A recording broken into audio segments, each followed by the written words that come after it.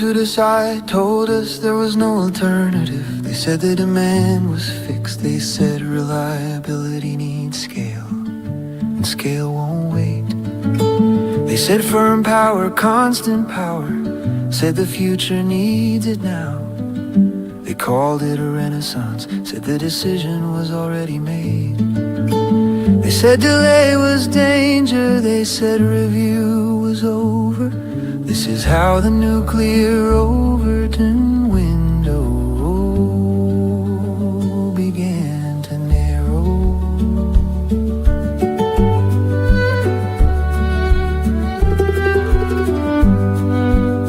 Those who decide talked about solutions, talked about schedules, but not about keeping what remains when the generation ends.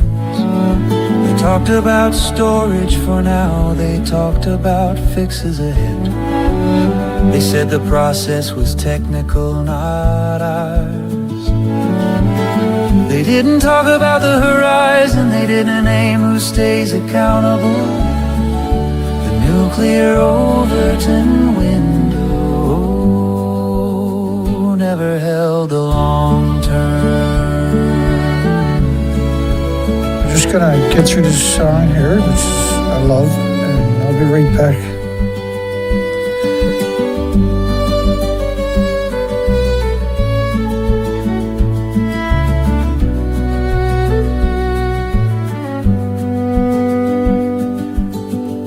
Then asking slowed things down, then caution cost too much. Consent became friction, so it was pushed aside. The nuclear Overton window moved again, from open debate to settled position. Rules were shortened, reviews rushed. Governance turned into something to move through. The window didn't shatter, the push continues.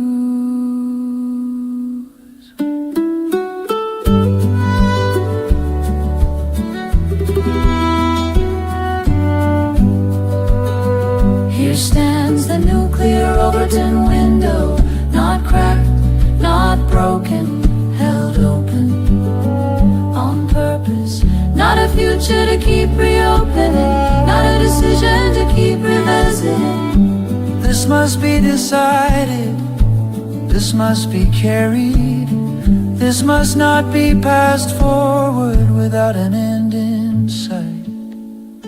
Remember this moment, the nuclear Overton window must close. Not paused, not deferred, entered into practice with consent. This should not remain unresolved. This is what we must remember. This is what we must remember.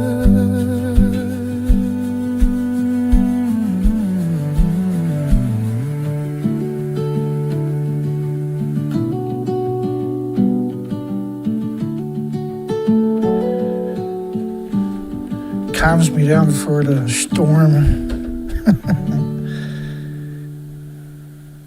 It does, right? I play the music for myself more so than anybody else. Hello, everybody. But I know that it'll appeal to people that are intelligent, that have a moral compass.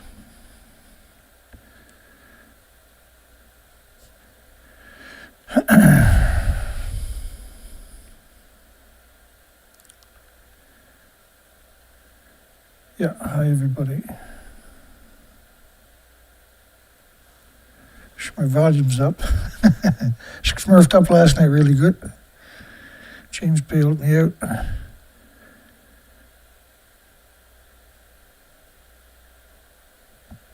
Here we go. We got a good show tonight. There's no such thing as a good presentation, I guess, but as good as it gets for information-wise, documentation.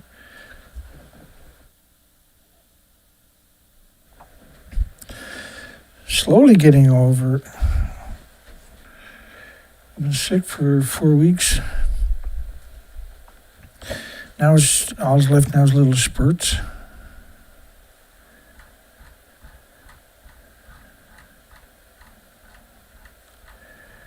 So we're going to do headlines, what I call legacy headlines, because that's the original story. And you can glean an awful lot from the original headlines, even if you've never seen anything about nuclear in your life. You're at the perfect spot, actually. Excuse me. Seems to be an increase in hate against me lately. In real life and online, the industry is busy, busy, busy. I mean, the more they ostracize me, the more time I got just to sit here and do this. They're not going to win. Let's get after it. Astounding levels of radiation measured in the United States from Fukushima. Around 500,000 times so-called normal levels. The United States has almost 100 power plants.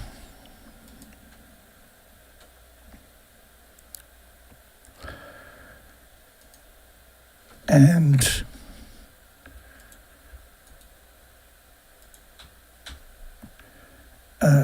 each power plant is decades old, and they're full of reactor cores that have gone through a chain reaction. They're put into a fuel pool, which has no containment. The majority of them are the exact same designs as Japan's Fukushima Daiichi site.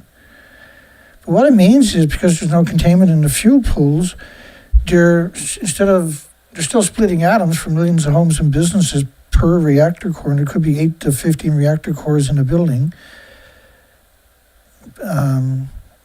They're kept in the water, so they're boiling that water all day long by splitting atoms. In other words, the water is saturated per liter with hundreds of trillions of anthropogenic man-made atoms.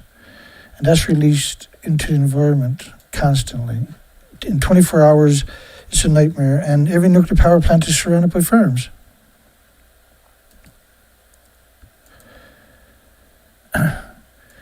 So this was xenon. I think this is what they're alluding to in that particular story.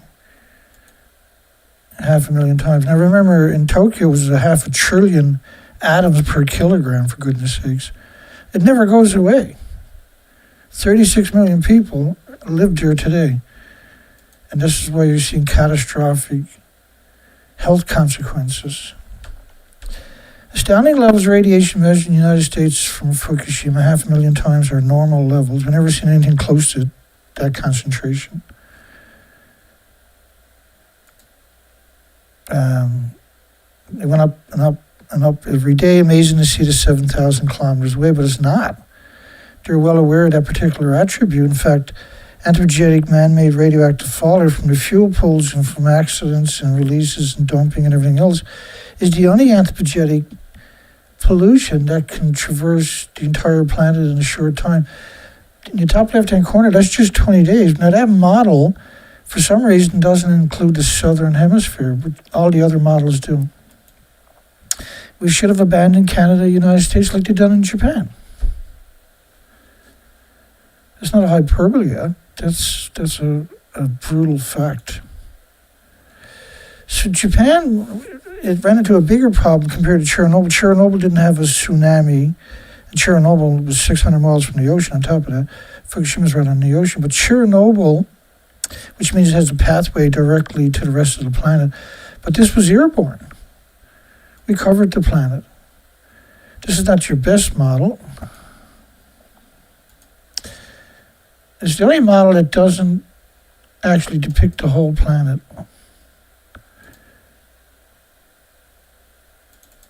There's so many facets to the story. Let me just run through headlines. I always got to assume that there's a percentage of people who don't know what we're talking about. And Japan had multiple nuclear meltdowns, and this is 23 days later, according to the French government, based on a spike in North America, Canada, United States. of cesium-137 at 1 million to 10 million atoms per cubic meter of air. And no matter where it lands, and when you got a snowstorm, it landed everywhere, every square inch of the planet, and the water, fresh water in the ocean, every square inch was saturated with numbers that would horrify you, mortify you.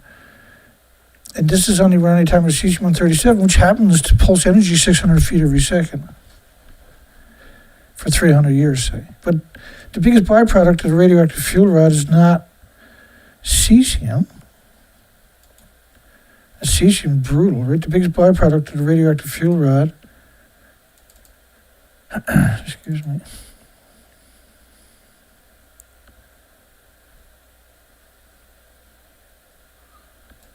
make me work for everything tonight, are we? That's what I do, I work. No birds again today. I was trying to live stream today, I couldn't get a connection.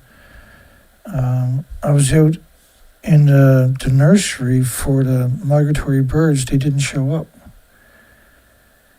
And it wasn't a great day because the wind was strong and it probably would have screwed up the audio.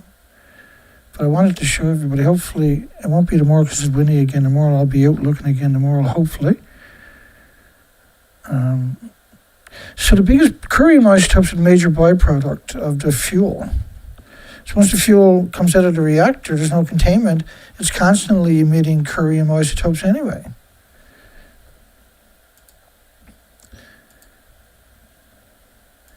And curium isotopes need lead shielding 20 times thicker than you do for plutonium. And plutonium kills all the animals. Excuse me. Just make sure you're on the right page. So this was the United States Navy, Loveless Respiratory Research Institute, New Mexico, specialized in killing beagle dogs and puppies. 144 beagle dogs, they all died of tumors of the lung, skeleton, liver. Bone tumors in 93 of the 144 dogs were the most common cause of death. They all died. And curium isotopes are the major byproduct, and they need lead shielding 20 times thicker. And human kidneys are 50 times less efficient than animals' kidneys at removing plutonium. And that, those couple of little studies there are probably the most important thing you'll ever learn about anthropogenic man-made radiation, nuclear power plants, and the farms that are surrounding them. Just give me a second.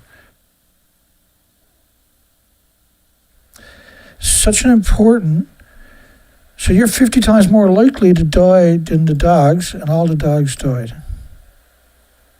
of multiple tumors.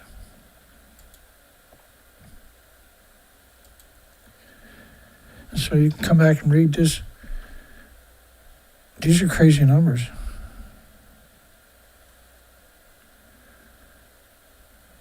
It persisted for weeks. It filled the entire northern hemisphere and mixed into the southern hemisphere.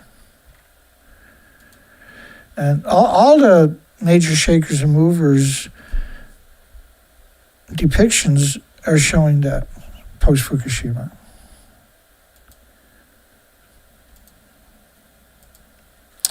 They're wearing tungsten vests outside of reactor 3.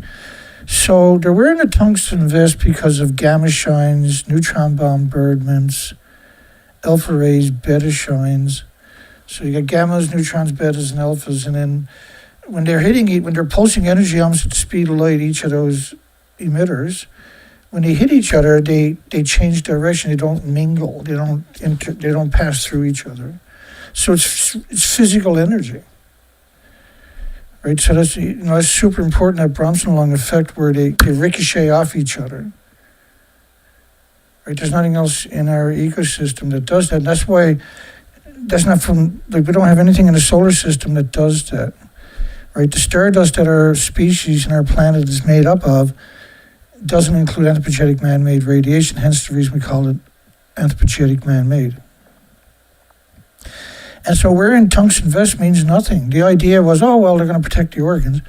The gamma shine, the beta rays, the alphas, the neutron bombardments, has no problem at all going through your body. So how is a vest going to help you when you're getting these enormous exposures that are catastrophic to everything with replicating cells? That was the stump of reactor 3. So you ejected at least nine reactor cores right out of that building. I'm not going to like I'm not going to just like go into great detail because we're just going to run through headlines the best we can. But it's so complicated and it invokes so much extra dialogue that, because these are educational programs, I feel guilty if I don't try to help extrapolate some information, and hopefully that reinforces for you to extrapolate information too, not just take these headlines at face value. You have to appreciate that each of these headlines have so many catastrophic implications. Now, if only 5 of the headlines I show you tonight are real, then you should be going to war against this industry.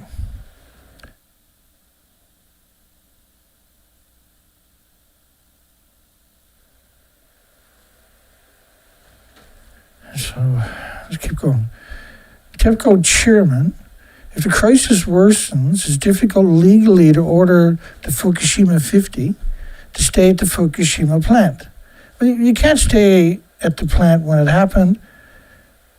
You ejected the fuel pools and the reactor cores all over the site. It doesn't matter how brave or stoic or stupid people are, you can't survive it. Your organs melt.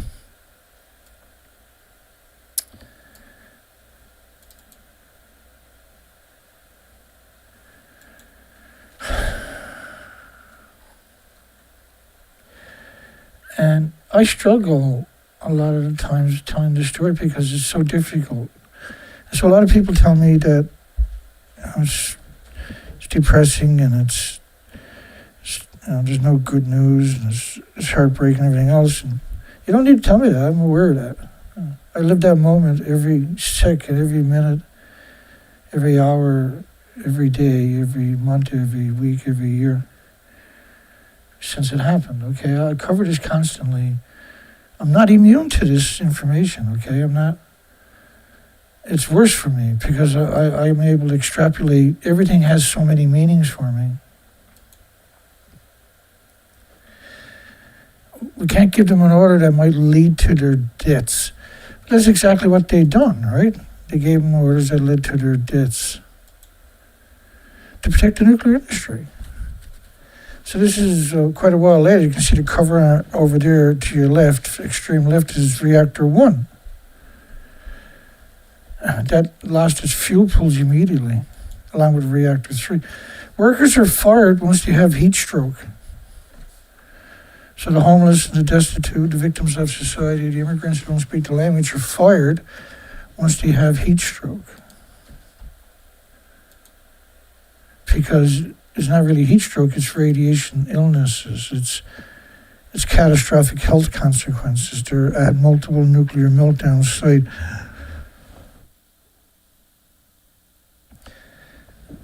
Multiple nuclear meltdowns is not something we've ever conceived or heard of before. So it has precedents that needs to be discussed, that need to be acknowledged and articulated. And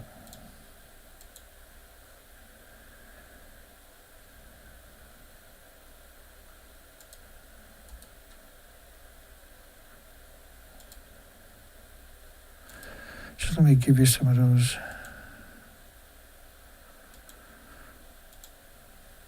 The whole story's crazy.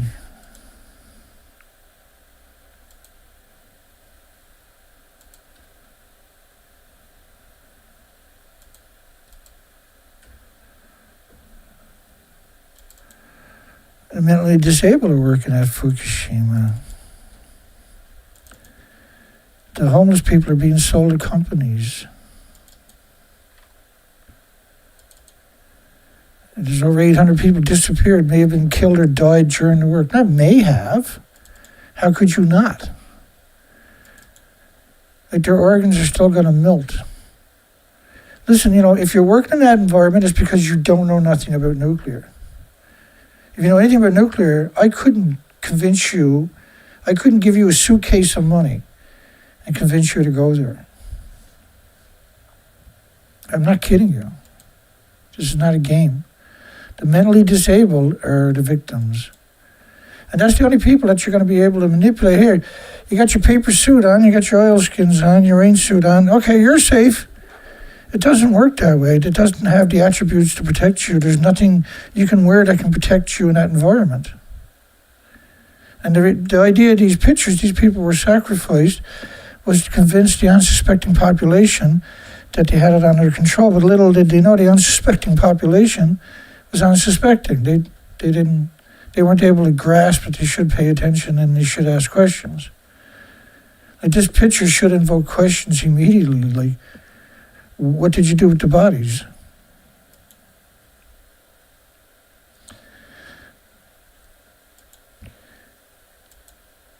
Nuclear slaves and Fukushima workers have debts paid off and forced to stay as indentured servants.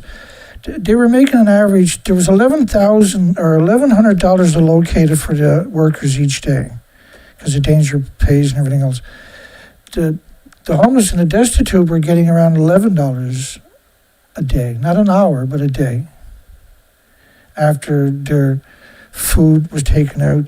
TEPCO was keeping them at what's called J Village, which is a nuclear wasteland, and TEPCO had shops there so they can buy cigarettes and buy coffee, but TEPCO would charge them for it, knowing that they were ripped off of their danger pays and their earnings that day. They still charged them.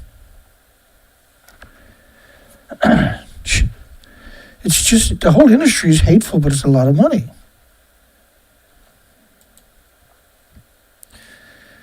Like, if you're wearing these stupid paper suits inside a nuclear meltdown area, it's because you don't know anything about nuclear. It's because you have literally no education. You're illiterate, and they got you off the streets, put you in a paper suit, and gave you cash and made you happy. And little did you know that, because when you're homeless, you're not watching the news, you're not reading the news, you're not, you got other issues, you don't have a home.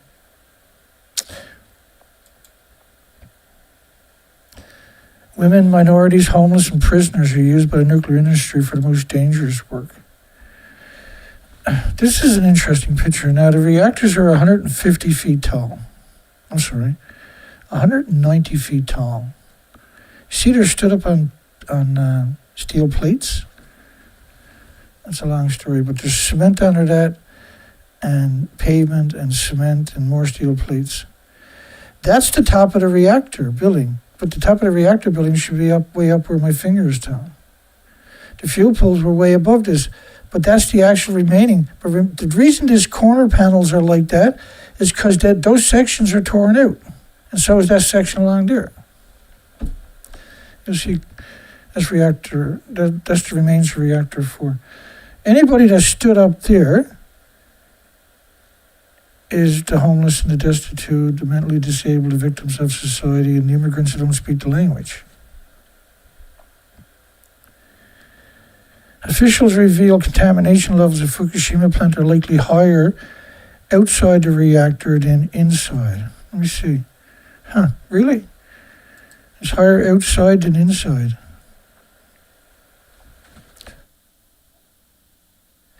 This is the bottom of reactor 4, which is that building right here. You got it right down. Reactor 3, of course, ejected the inventories, the fuel pools in the reactor cores right into the buildings. It's downhill to the ocean. As you can see, the ocean is right there. Chernobyl was 600 miles away from the ocean. It's a heartbreaking story, and we don't get a break because nobody else is trying to educate the population. There's not a single blobber. It's probably the right name for those people. Single blogger that come on board just randomly in 15 years. Anybody that is talking about it is old school anti-nuclear and are understanding the enormity of this catastrophic extinction level event playing out in front of your eyes. UN official, because it plays out in increments over a few decades, there never was many whales, there never was many birds, there never was many insects. And I run into those people in real life on a regular basis. I don't try to talk to the average person. These are educational programs meant to convince policymakers and investors that nuclear is a terrible idea. And there's no way to, once they watch this stuff, they can't unwatch it. And therefore they can't justify promoting nuclear. It'll eat away at them. That's why I'm hit away. That's why I have 13 viewers. Imagine doing a show for 15 years and you only got 13 viewers on your presentation. Try wrapping your mind around that statement. I'm sorry, 12. Is Earth at an ecological tipping point of no return from the nuclear and Fukushima radioactive fallout? It's an extinction event. If you go to my most recent videos, live streams, you'll see what I mean pretty quick. UN officials down at the homeless are taken to work in Fukushima ready to die. I don't know if that's true, but they're going to die. At the end of the month, they're left with no pay if they last that long. They end up in debt to the employers, and they're supposed to be making $1,100 a day. They're being robbed, doing the most important job on the planet, and then treated as insects, as paper towels, and thrown away. That's the nuclear industry. That's what it'll do to you. It'll do to your children in a heartbeat, and it does. Why do you think every nuclear power plant is surrounded by farms? People are so naive and gullible. That can't be true. Yeah, it's true. I always say it can't be true that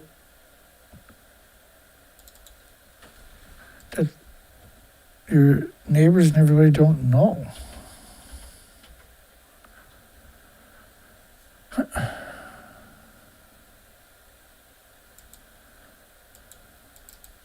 So let me show you a couple of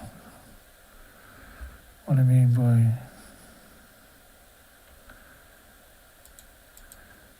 a statement. Because I've brought it up a number of times, I should help articulate it for people. People just it's better to live in denial for people for some reason. Well, it's not. I can assure you. Being educated and articulated in this subject is an incredible asset.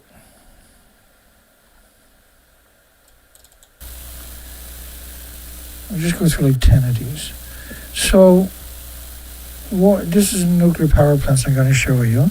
They're surrounded by farms and, of course, water, right? And the amount of water they need a minute is staggering. It's like 1 million gallons per reactor a minute, 4,500 tons per minute. And that they have incredible amount of studies. All of these studies are going to be from the federal government, the U.S. National Library of Medicine, the National Institute of Health, PubMed, which is the government studies, that they know that grapes will suck up radiation. They know the strawberries suck up the radiation. They know that plants will accumulate radiation no matter what it is. What kind of food you're growing is going to accumulate it. No matter what forest or meadow it is going to accumulate the radiation. The foliage and root uptakes of sesums and strontiums, ecodians, and tomatoes. So they're extremely aware that growing food, like we're seeing here around nuclear power plants, is a catastrophic health consequences.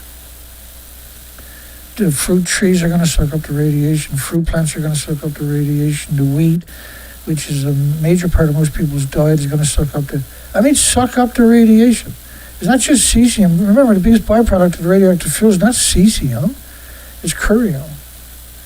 So why is almost every nuclear power plant on the planet surrounded by farms when they have the studies that acknowledges that's the stupidest thing you can do. If you want to poison a huge population in increments over 8 decades, you poison the farms, right? Well, this will poison farms for hundreds.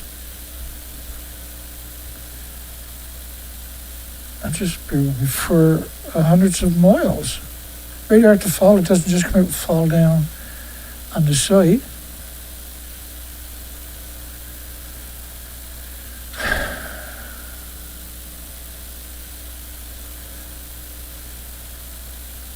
I'll give you an idea what I mean by that. Because, like, what you're looking at seems pretty bad, right? It's worse than that. If you go look at each of your nuclear power plants from a satellite.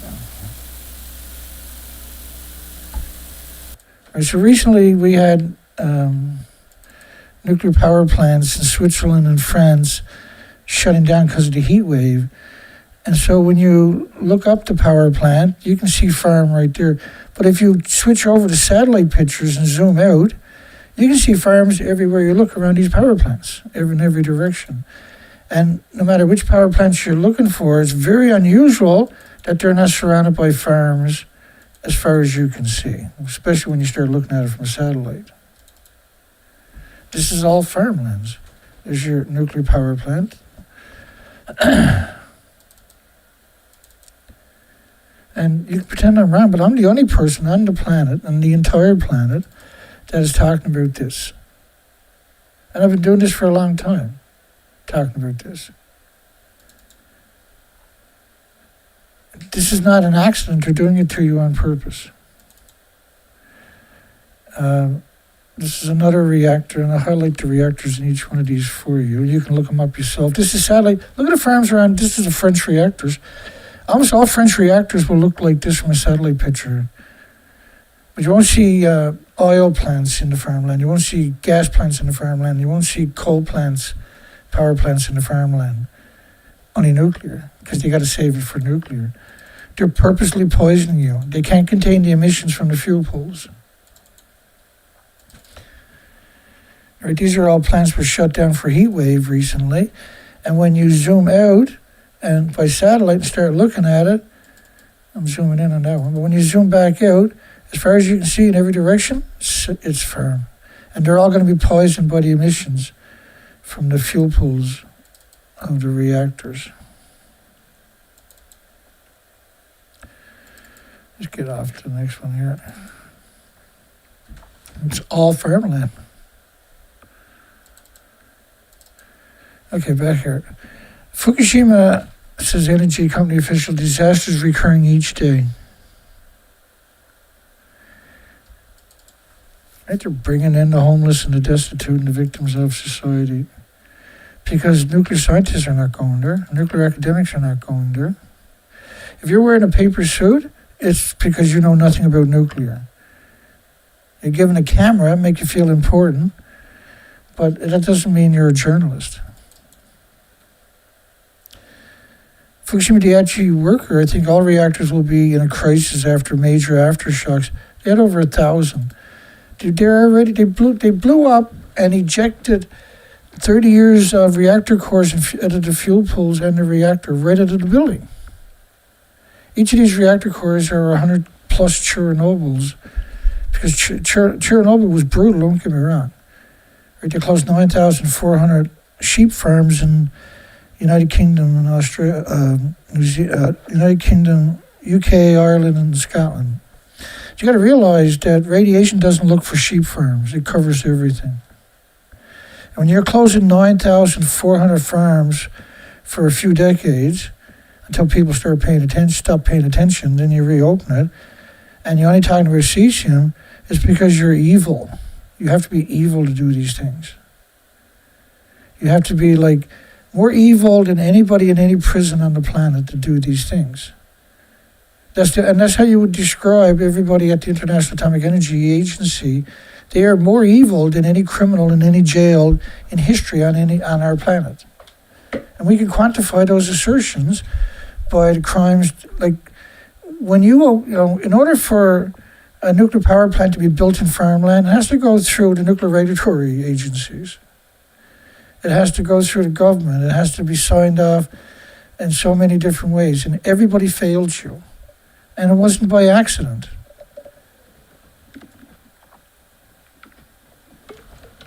They captured your universities and by proxy then your media, your journalists, your academics. After, during the Manhattan Project, they never gave up. And they get a lot of money every year, right, for that, the so-called secreting.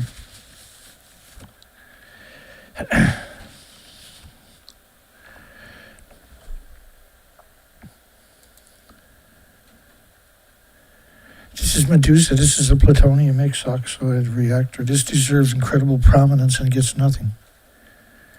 The whole world is happy to pretend this is not happening, and everybody, and there's incredible health consequences. Excuse me.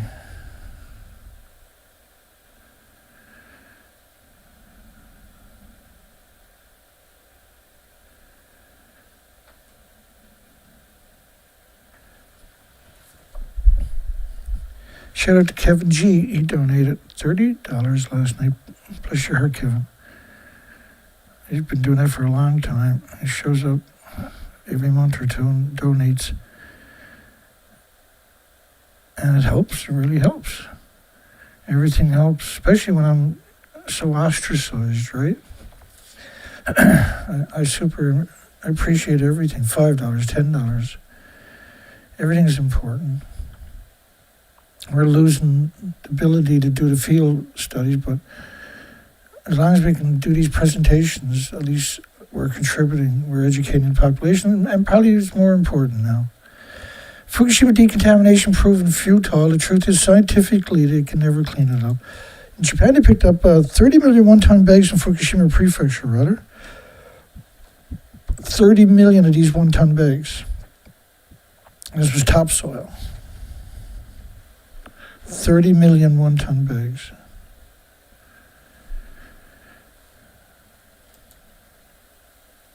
And that was 3% of the land, of farmland and communities that they were trying to manipulate people to go back into to protect the nuclear industry's reputation. Almost, they called the radiation fallout even today rumors. It's not rumor. They picked up 30 million one-ton bags. How is that a rumor? That's across the prefecture, not the Fukushima site. That's a whole different nightmare. Almost the entire city of 300,000 people had radiation levels high enough to get decontaminated by the government. There's a saying, right? The scariest statement you can ever hear is, "Hi, we're from the government and we're here to help you." That's the most scariest statement you'll ever hear. They're there to cover it up. And the government says they're doing something like that, it's because they're there to cover it up. And so when you're talking about 300,000 people, you're talking about their water, you're talking about their homes. You can't contaminate 300,000 people but unfortunately, it's Japan, it's Canada, it's the United States. We should be decontaminating everybody. And we can't aggregate everything out of our body, but we can certainly make a difference. And it's can't be a nuclear renaissance with a nuclear meltdown. So it has to disappear. Yeah, my microphone's a nightmare, isn't it? I got a tendency to be too close to the microphone. No? That's a good point. I'm way too close.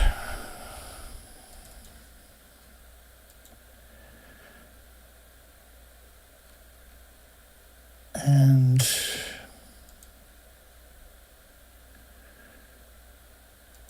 let me check my EQ here for a second.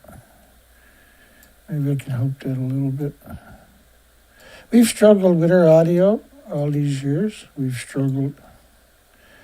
You got to realize I got a lot of equipment in the background feeding into my microphone too.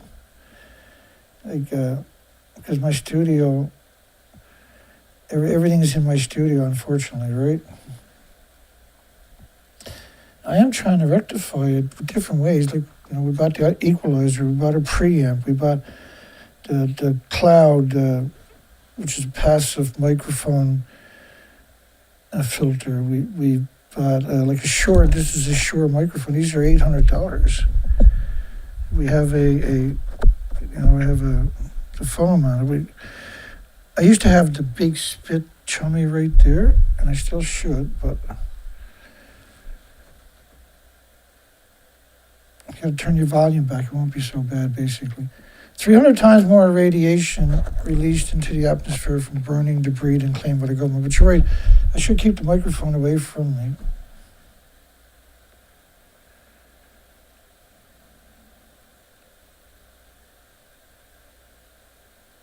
Yeah, I did.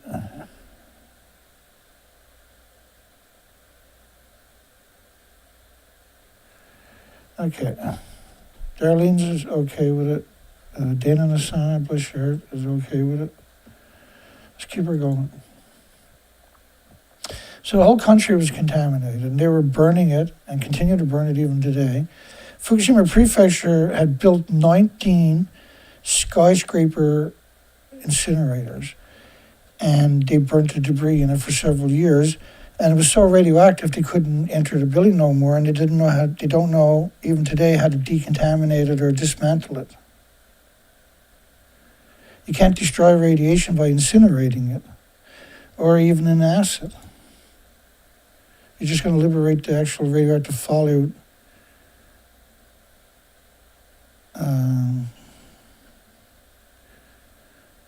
So I dialed back my equalizer, like my digital equalizer. Now I have a physical equalizer in front of me too. I gotta read that manual again, maybe. That's what I'll do tomorrow. I'm gonna be out looking for birds again tomorrow, but in Wales. I'm doing the best I can.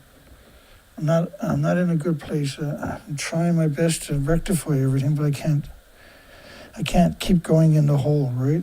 Like I'm crawling in the hole right now with a credit card, right? I'm trying to keep this whole operation moving forward. And that's going to come back and haunt me in the next couple of weeks or months, right? I can't keep up with the expenses.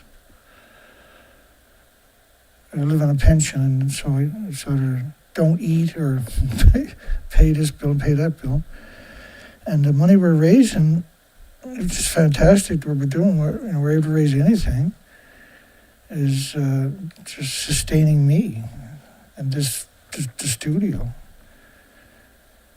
It's such a nightmare because I'm so capable of doing things, and I don't get the opportunity, right?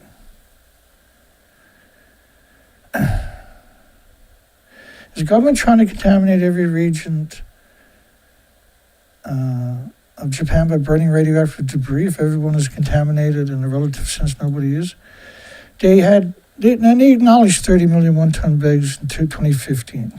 They never stopped picking up bags after 2015, by the way.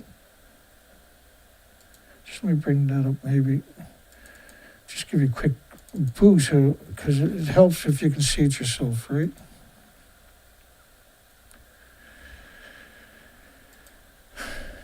This headline is right here, 2015 March. They had 30 million one-ton bags of radioactive debris raked up after the accident. They never stopped collecting one-ton bags in 2015 or in 2019. But officially today, they only have 14,000 bags. They haven't explained. I should just pull the desk back a little bit.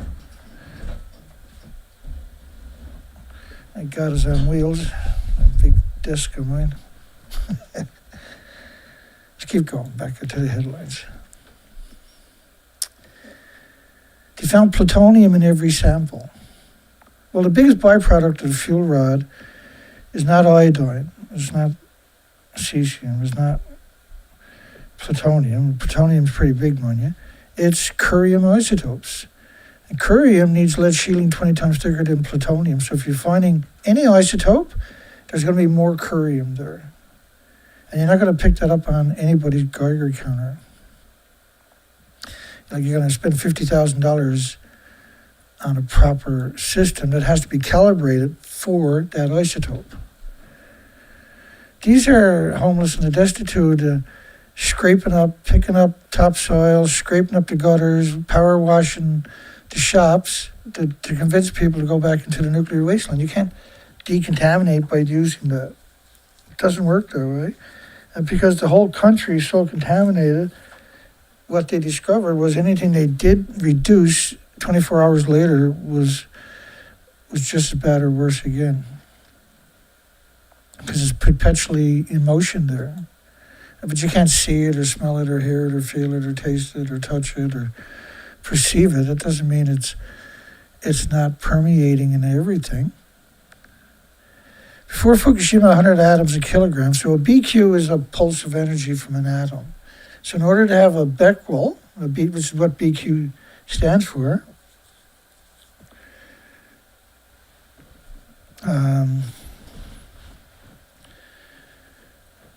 you have to have an atom, a physical antipathetic man-made atom.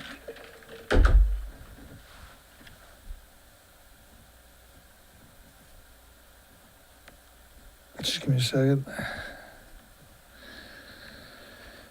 When you get older, you get a lot of oil on your skin. And if you rub your eyes, you get that oil into your eye, it'll sting. And so I use a face cloth multiple times a day just to wash my face, keep the oil. You still need it, but to keep it down to a manageable amount, right?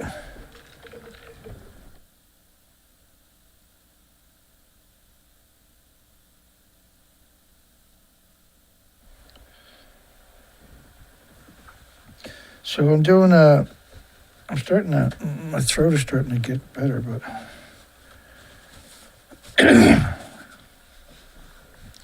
I'm using 2 spoonfuls of water and a spoonful of 3% off-the-shelf peroxide combination, right? So a 2-to-1 combination. And then I'm gargling that once a day. I'm also taking baking soda, just a little pinch, like 1/8 of a spoonful, in a small glass of water and stirring it up and drinking that each day for my pH. That's really good for you. You don't need very much. Whatever you do, don't do too much.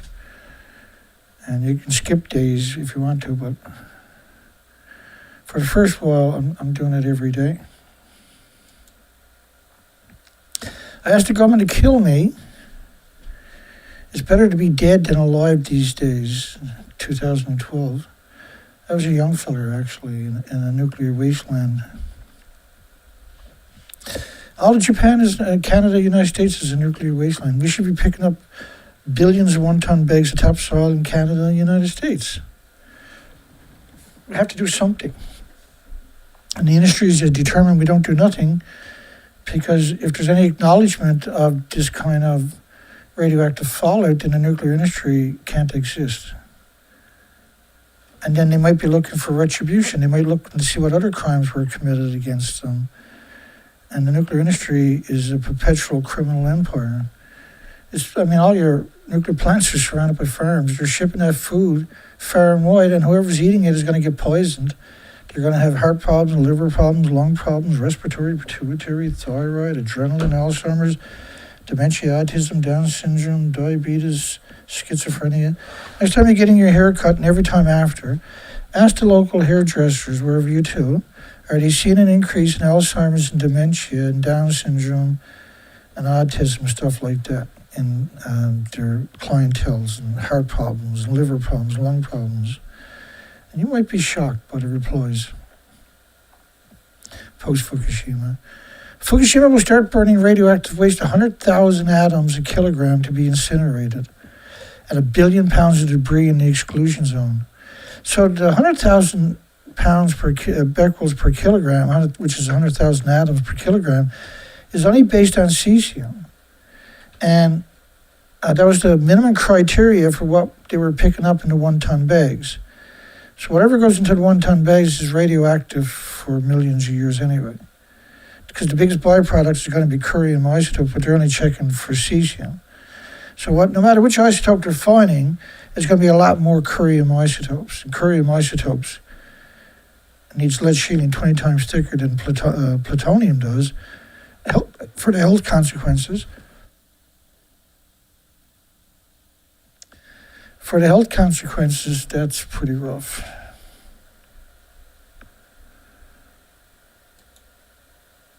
Look at this here. All of that was ground up and shipped all over Japan and burnt in community incinerators. And this is radioactive nuclear wastelands. I just seen something in that picture I didn't see before. See the people up right there, and you can see a person over the back. You always get focus in on that picture, right? On the girl wrapped up in a dirty old blanket. You can see a person on a bicycle, people back there. It's such a haunting. The story is such a haunting story. Disposal of quake debris begins in Tokyo. To be burnt. Now they shipped it to Tokyo and they're burning it in the incinerators.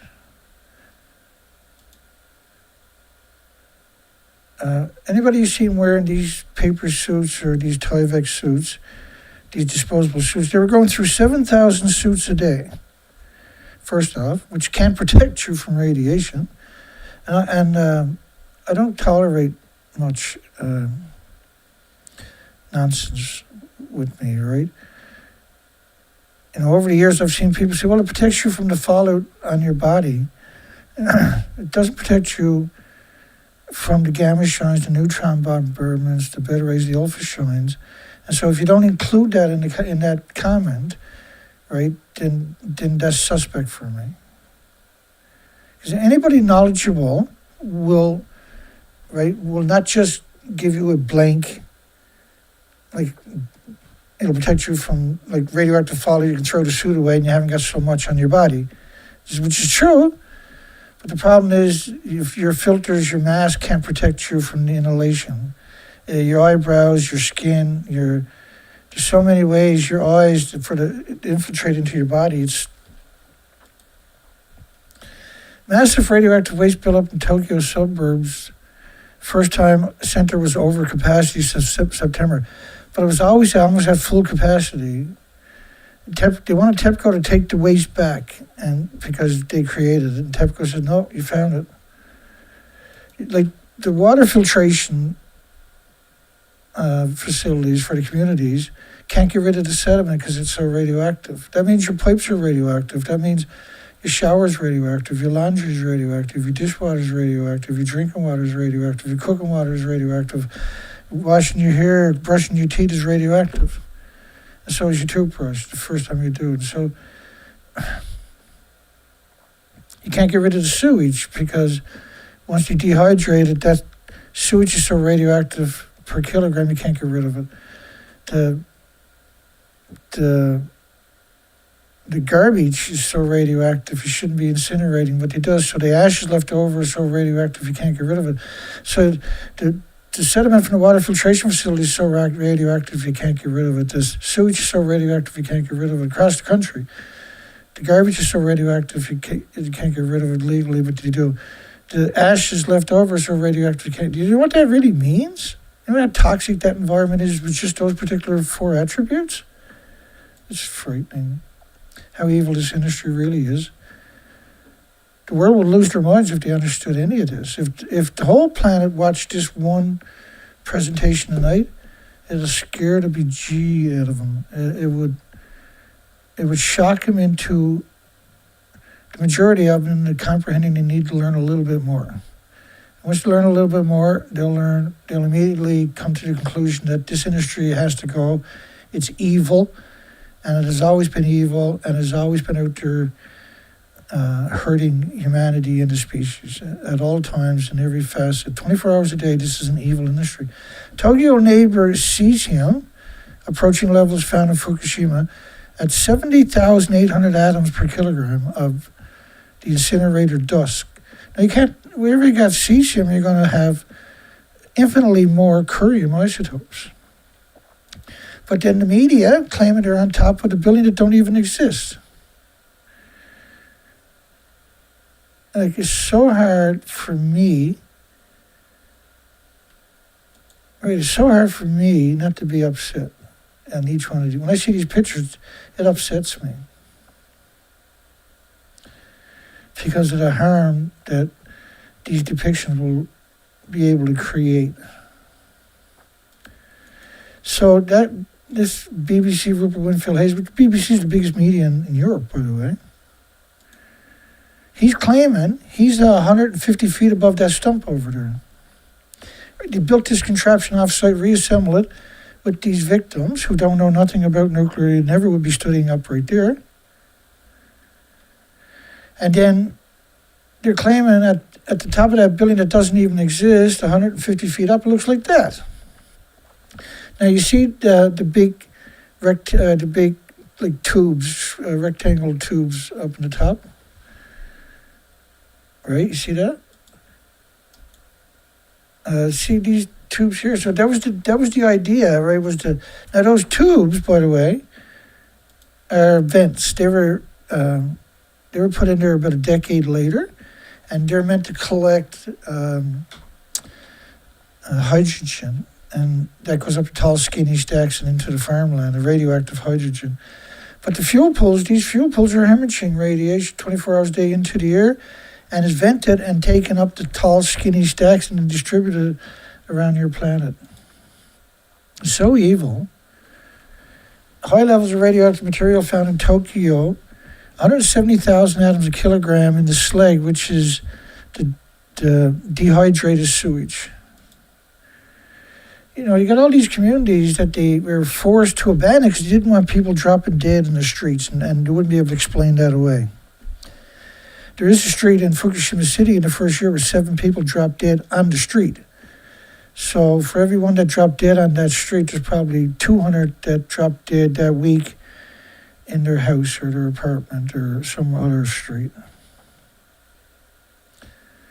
The industry's crazy. It's got 80-year jump on you, and has poisoned every species and every human on the planet. Poisoned them. And there is catastrophic health consequences from that. 5,000 plant workers suffered internal radiation after visiting Fukushima. So first off, I know what you're saying is, like, they got paper suits on, they're okay. We're talking about gamma shines, neutron bombardments, alpha rays, beta rays. This will go through your neighbor's house, and then radiate everybody in your house, wreck your chromosomes, your cells, and DNA every second. Your body has to try to repair that damage every second, by the way.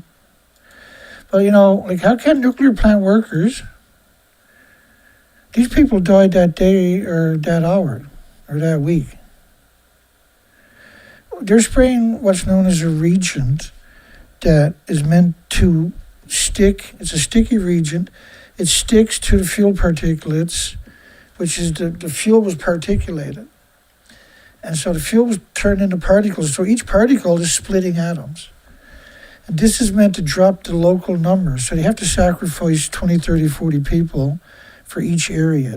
And what sacrifice means, they ultimately will die from this. And many of them will die that week or that night or that hour. And so it's hard to comprehend what I'm saying, right? But I got another way to help articulate that, actually. And that is kind of important.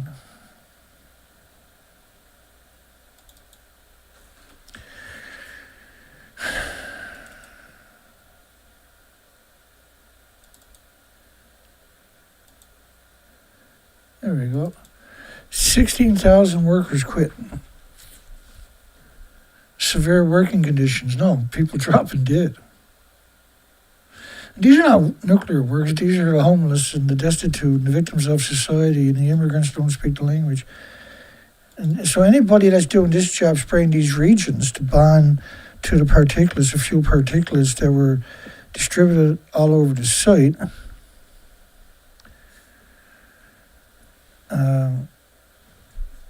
these people who ever done that died. These people would have died. Like, let me just... Let me show you a picture of the explosion. I'm not going to try to... I should have the video posted in that same file, but I don't for some reason.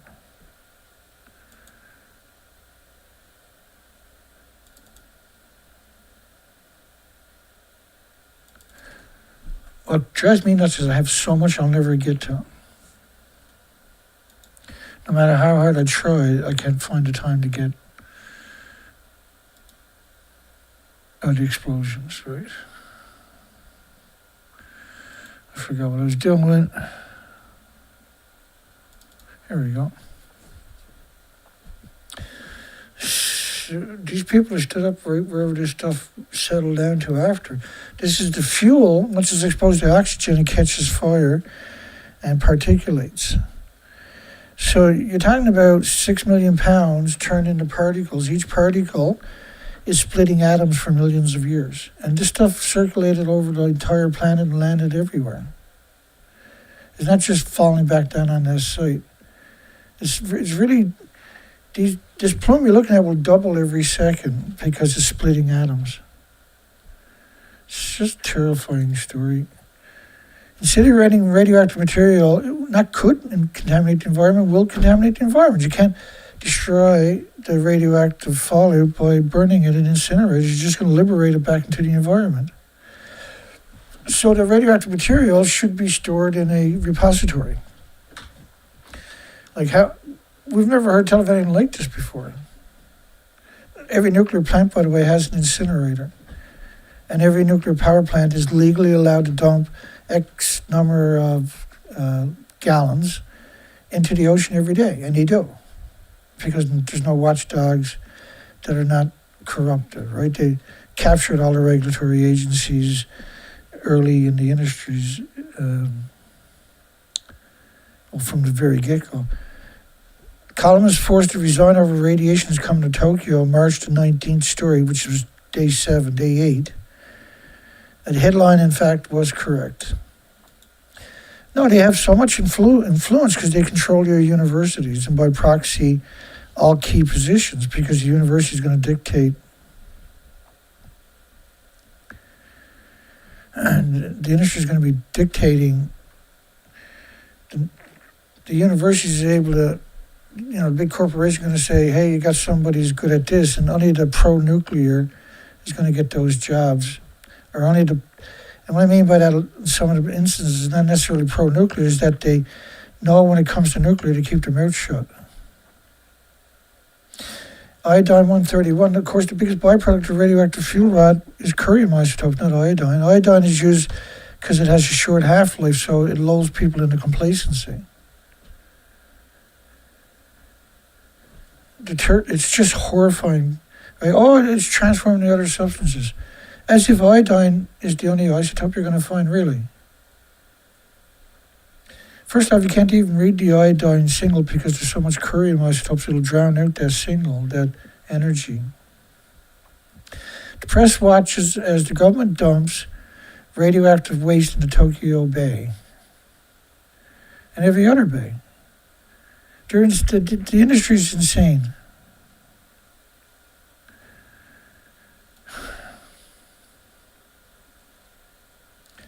They couldn't go rescue bodies in quite a few places for 3-4 months because of the radioactivity levels. Radioactive iodine found in Guma, which is right alongside of Tokyo, at 3 sewage plants, possibility of recriticality event. So iodine, because it has such a short half-life, if it's continuously showing up, then there has to be a source. And the source was the never-ending chain reaction that's still going on today. They're just not reporting on it anymore. And because they never had an event like this, there was a lot of news coming out for the first couple of years. It was an incredible amount. But eventually the International Atomic Energy Agency, UN, got control of the medias, got control of the reporting, and everything went through them and the Nuclear Energy Lobby, the Nuclear Energy Association, which is the biggest lobbying group, I think, for the nuclear industry, dedicated to promoting the nuclear industry. They don't care where it's to on the planet, they're promoting it. 30 million one-ton bags they picked up. In 2015, they never stopped picking up bags. And today they say they only got 14 million bags. So then the question is, where did the bags go? Well, people are not paying attention. They just dumped it wherever. A lot of it was in farmland, they acknowledged that. Sharp rise in iodine levels at 3 Tokyo sewage plants. A sharp rise in July, which meant the nuclear meltdown was still in catastrophic mode. Well, the whole planet now is gamma shine, neutron bombardments, alpha rays, and beta shine. The whole planet, and X-rays.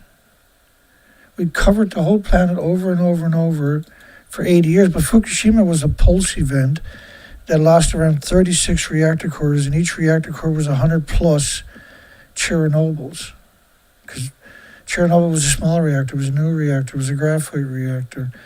It didn't have fuel pools. Japan's reactors are pure uranium, pure plutonium. They're massive in comparison per reactor core.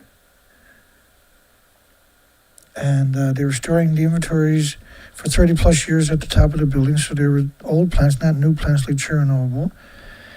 And all of that inventory was lost, everything, and turned into radioactive fallout that has broken the food chain worldwide. If you look at my live streams, look at how many presentations I've done recently on emaciated whales of every species worldwide. And I do it in desperation to try to get this planet to wake up and fight back. And I've failed every time.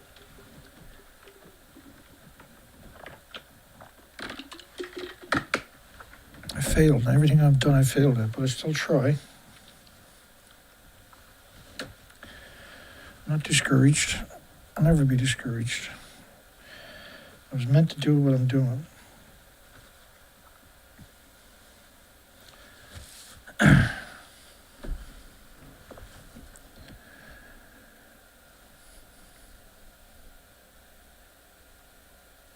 And I can't be intimidated, despite that's what they constantly are doing to me. I can't be intimidated. Yes, I'm intimidated, but I'm not giving up. Highly radioactive sewage found 30 miles at 334,000 atoms per kilogram. So you got any idea how catastrophic health consequences those people are going to be in for? Let me give you an example of what I'm talking about. Like if you're here regularly, you know the answers. That's the sad part of that story. I'll just give you an example of what I mean by that. It's shocking how much stuff I have, though, isn't it? It's shocking, man. How much I've gathered up over all these years. 865,000 extra cancer patients in the first year. They stopped releasing numbers after this story went viral. 865,000 extra cancers in the first year. Not everybody got diagnosed. Not everybody has health care. Not everybody survived. They get diagnosed. And people die of heart attacks constantly because of this in North America, let alone in Japan. And the numbers in Japan are shocking for people death by heart attacks. And there's not just cancer, there's heart problems, liver problems, lung problems, respiratory, pituitary, thyroid, adrenal. In fact, everybody in every species on the planet are producing permanent radioactive hormones because their thyroid glands are radiated so bad, and permanent radioactive stem cells because their skeleton is so radioactive because there was so much released at Fukushima. 30 million one-ton bags in 2015, you never stopped picking it up. Millions of one-ton bags. So how many really did they pick up, I wonder?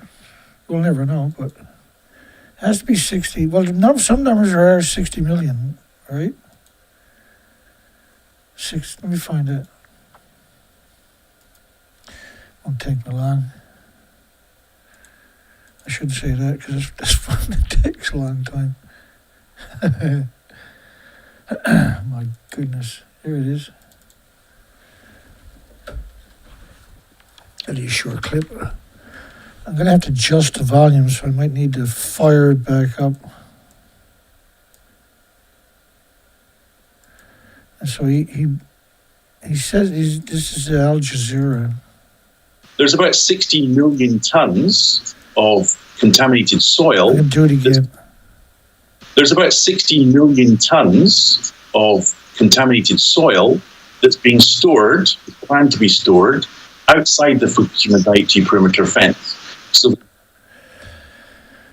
60 million. Is Earth at an ecological tipping point of no return from the nuclear and Fukushima radioactive fallout?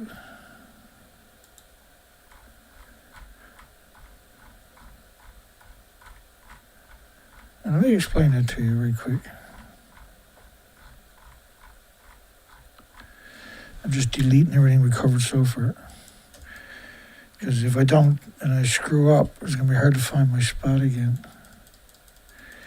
Because my sessions can hold 10,000 depictions.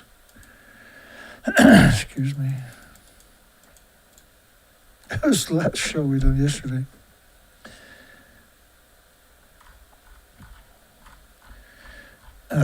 These are thumbnails from my recent shows. And this is these are fin whales. Look how emaciated they actually are. They starve to death. And we're seeing these, every species of whales worldwide, all these pictures are of emaciated whales that have starved to death. We've never seen anything like this pre-Fukushima. These are just catastrophic starvation. And so when I ask you, is Earth at an ecological tipping point of no return from the nuclear industry and the Fukushima radioactive fallout? Because Fukushima was a pulse event.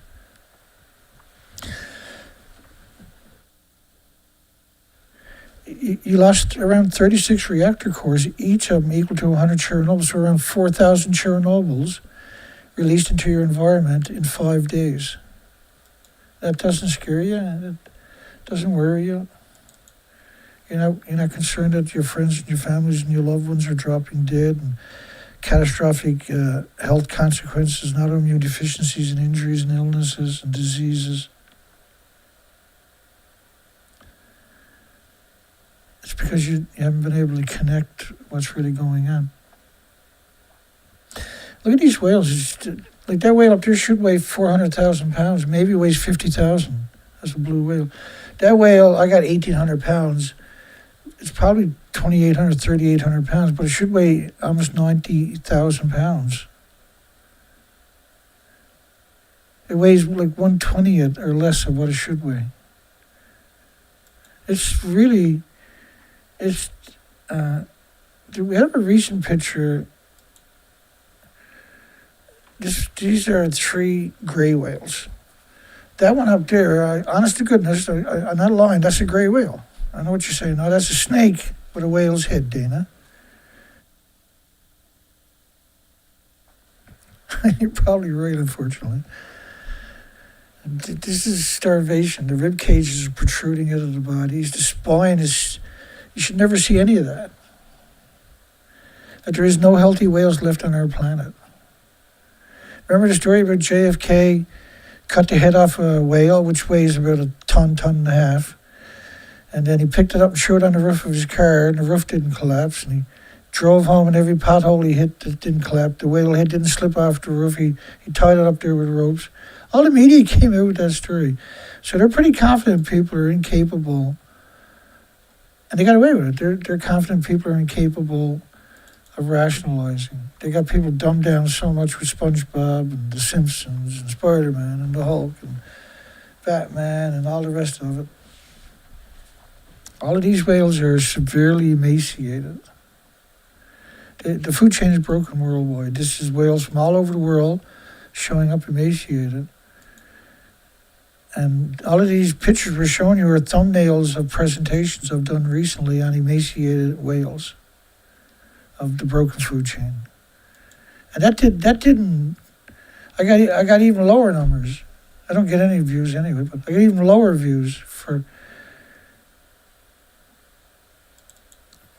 I don't know how to give up, though. It's not in my DNA to give up. I'm capable of it. I can only sleep if I sit here and do these presentations. Anyway, I barely sleep at all, but I can't get any rest because every time I open my eyes, this is, even when I'm sleeping, I'm seeing this stuff. That's the madness of what I do, right? I don't get any relief ultimately from the nightmare. And then the research expeditions.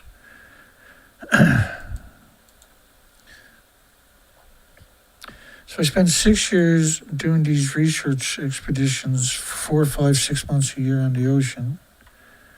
I'll pop up in a second. I spent 6 years going from Vancouver, British Columbia to Alaska. 6 years. And I was gone 4 to 5 to 6 months a year on the ocean by myself. It's one of my boats. I currently don't have a motor for that boat, and I should be doing field studies right now. And I'm isolated so much we can't raise enough money to do that. That motor's been to Alaska 6 times, and for extended periods each time. That was used hard. We ran into rocks and got caught in storms, and it was a nightmare. But we got the documentation, we got the data. The species to your left never recovered. And so I went back for the 5 extra years after the first year to see if the species to your left recovered. They didn't recover. Now, I was also a commercial diver for many, many years, for thousands and thousands of hours on the ocean floor. And so I'm actually quite familiar with the species to your left. That's what makes me unique. And I'm very good at nuclear, which is just pathetic. I know, I'm sad. That's how sad I really am. But it's a long story. Most people won't understand it. Why I ended up with nuclear.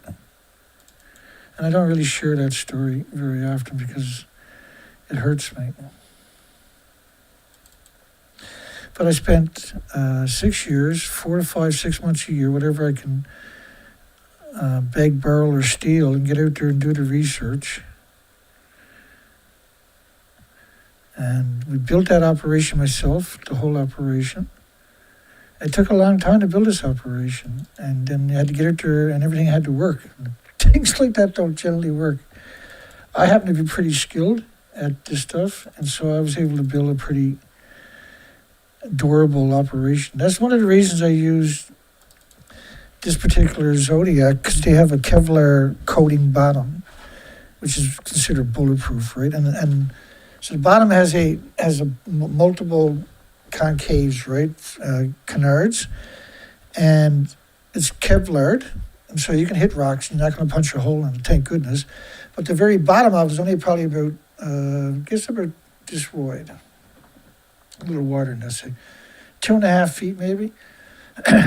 But it's stepped right all the way up to the hull and the pontoons. And the idea is you can land on a rock and somebody can jump in your boat, because this was an ex-Coast Guard boat.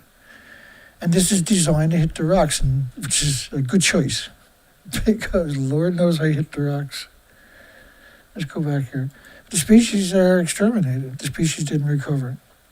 So we know the food chain was broken back then, and we were reporting on it. And I had done around 600 interviews, a lot of radio interviews, a lot of alternative media interviews, for instance. A lot of the industry interviewed me but never published it, pretending they were radio shows. That was done to me quite a bit too. And that comes with the territory. The industry is pretty evil, man. Look at this. This was just a couple of weeks ago. This whale, or a couple of months ago, this whale here. Look at the rib cage on that sperm whale over there. Like, that is shocking. The shoulder blades protruding right out of the body. This is unprecedented emaciation we're talking about, right? That's the shoulder blades. But that's the rib cage poked right up out of the body. The skin was cannibalized, atrophied, like it was disintegrated. And it's like a wet blanket where it lays down on the rib cage. You shouldn't do that, see? And it's the same thing with this gray whale here. I mean, good God, that's the rib cage there and the rib cage here. And look at the spine. Like, that whole section should be symmetrical, very smooth, right? It shouldn't have any of those deformities you're seeing there. You can see it in this whale right here, even though he's underwater. Well, it stands so much in that picture. All of these whales have starved to death. So you got every species of whales worldwide starved to death. What do you think that really means? What does anybody realize what that actually means? Let's get back to this stuff. Almost 1 million times more radioactive fallout in Ibaraki soil than in 2009. And that's a low estimate. The only time it's cesium. Apparently in Japan, the only isotope there is cesium. Unlike everywhere else where you got curium, uranium, plutonium, and americium, neptunium, strontium, and blah, blah, blah, blah, blah. Japan only has cesium. And that's another reason why you should boycott everything in Japan. Don't buy anything from Japan. Right? Japan is poison. Pencils, sticks, paper is poison. Toothbrushes, combs, cars is poison. Don't buy it. You can't even make steel without it being radioactive steel now because we've released so much into the ecosystem. Everything released for 80 years is still out there, destroying something. There's nothing on the planet with an autoimmune trigger that can defend against it. Brutal censorship again tonight, isn't it? Some serious hate on me.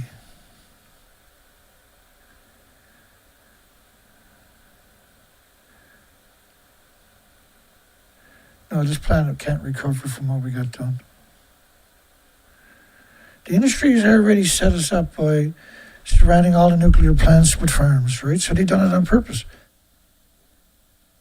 The reactors in Japan were built on the tectonic plates. Like 70 kilometers from the tectonic plates is the tectonic plates. And so building the reactors where they did, with a 3,000-year history of tsunamis, up to 300 feet tall, and massive earthquakes, because the tectonic plate is your next-door neighbor, they knew this was going to happen, right? So this was designed to happen. And prevailing winds were going to bring it right to North America right away. They were aware of all of that when they built it. The engineers knew what they were doing when they built the reactor cores, when they put the fuel pools at the top of the buildings. That wasn't like because of cost effective, trying to say pinch a few dollars. That was on purpose. So that if the reactor eventually melted down, you couldn't recover the inventories at the top of the buildings, they melt down too. And because you're talking about 10 to 15 reactor cores at the top of each of the buildings, with 4 buildings gone, it's terrifying what they got done to us, and they done it on purpose. Radiation precautions for areas near Seattle, Vancouver, Portland. Perhaps you need to wash your shoes. Washing your shoes doesn't get rid of radiation. You got to throw them away. You got to shave your eyebrows and shave your hair and get out of there. You can't stay there. Right? You can't stay there. These are nuclear wastelands. What are you supposed to do? Well, there are certain places where there is more radioactive fallout. Like the coastline of United States, Mexico, Canada, British Columbia, are bad places, right? They're terrible places because that's perpetual, the radiation is liberated from the ocean. There's an enormous amount in the ocean. It's absurd. And that's liberated the same way as salt. So, how do you explain that? Plants and insects up to 200 miles inland from the ocean, worldwide, are acclimated to more salt. Right? Because the way salt is liberated from the ocean, the species within 200 miles of a coastline are used to more salt in the rain clouds. And radiation is liberated the exact same way. And so within 200 miles of the coastlines, you're getting significant higher doses than you would, say, 500 miles from the coastline or 1,000 miles. And when I say significant, I mean significant. But you abandon all these communities. You abandon the universities. You abandon the schools. You abandon the malls. You abandon the hospitals. because it's not like a banana, it's not like a potato chip, it's not like walking in the sunshine, it's not like sleeping next to somebody. And just a tiny amount could cause incredible health consequences.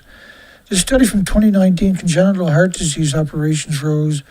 It was 14.2% per 100,000 newborns, live births, needed open heart surgery for complex congenital heart diseases in neonates and infants. So the neonates and infants, at a rate of 14,200 per 100,000 live births, needed open heart surgery. And that doesn't necessarily mean it corrected it. It was an attempt to correct it.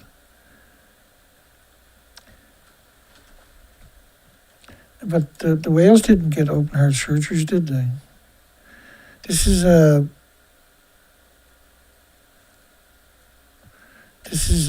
deformed dual birth, right? Which is unusual. This was gray whales. Hundreds of millions of Pacific salmon are missing, presumed dead. Government issued emergency orders along the United States West Coast. I was out doing research expeditions and during this, by the way. Along the U.S. West Coast, Japan is suffering a historical collapse. The fish are starving to death in North America and everywhere else. All forms of ocean life dying in stunning numbers across the Pacific. I was the only guy reporting on research, out doing research expeditions that was studying Fukushima. Right, there was controlled opposition, right, out there doing research, but they were saying everything was okay, everything was normal, but it simply wasn't true. Worse than a meltdown, the spent nuclear fuel pools catches fire. They didn't just catch fire, man. They ejected decades of reactor cores straight out of the buildings. Something we'd never seen or heard of before. Like you heard Chernobyl, that was a meltdown. You heard of, say, 3 Mile Island, that was a meltdown. You probably didn't hear of Santa Susana, that was a meltdown. Or, you know, there's lots of nuclear meltdowns that happen at the national laboratories, for instance, in the United States and Canada, and Chalk River, but you never really heard much about it. But Fukushima was 36 reactor cores, each of them were massive. And like each building lost its entire inventories. They were ejected out of the buildings. Forecast map of the radioactive cloud shows a threat to the United States West Coast. That was March the 16th. That was day 5. Day 5. This was based on 20 days from TEPCO's numbers of Neptunium-239. Neptunium decays to plutonium every 50% every 2.5 days. It does that 10 days. So over 25 days, that plume would be plutonium plume, 239. That's 20 days and that's 21 days. So essentially that's plutonium plumes disguised as a Neptunium. So people look up Neptunium and they'll Google it'll say 2.5 days. And they go, oh, I don't care about that. It's only 2.5 day half-life. But then it morphed to plutonium-239 with a 24,000 year half-life. There's 10 half-lives, so 250,000 years. And plutonium, as I showed you the study earlier, killed all the animals, multiple tumors. Far more radioactivity inside the spent fuel ponds. These are not ponds. Pond is something that has life. These don't have life. Then in reactors could well produce greater damage than Chernobyl. This is the stump of reactor 4. That never happened. The official story is they got everything out of reactor 4, and this is a picture of reactor 4. This is what it looks like 150 feet above that. That's the official story. IAEA, United Nations, ERPA, UNSCLEAR, the IPRC, et cetera, all the medias, all the universities says it looks like this, and it looks like that. And 150 feet above that stump, it looks like this. So how do you have a conversation with those types of assertions? It looks like that. But it doesn't, does it? Can't look like that when it looks like this.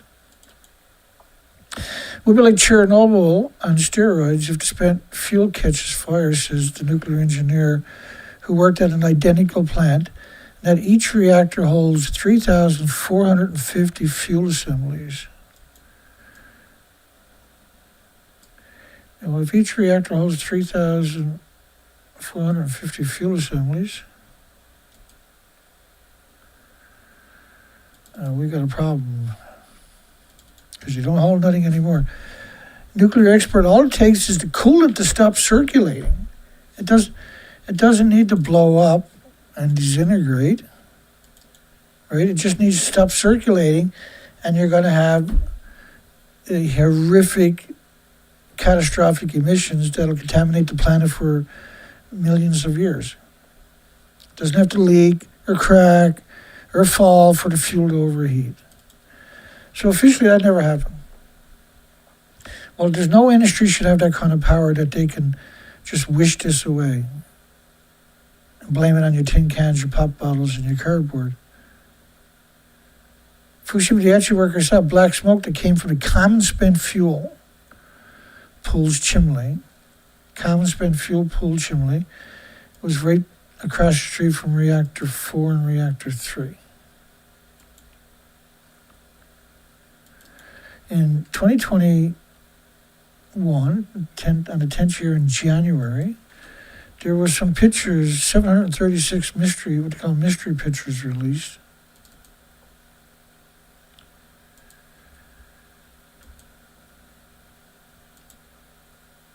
I'll show you a couple of them here in a second. There you go.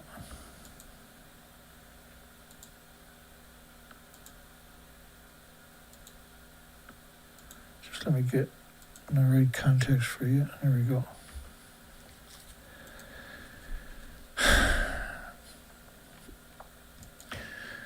So the common spent fuel pool is right across the street from the stump of reactor 4. It's on the same street.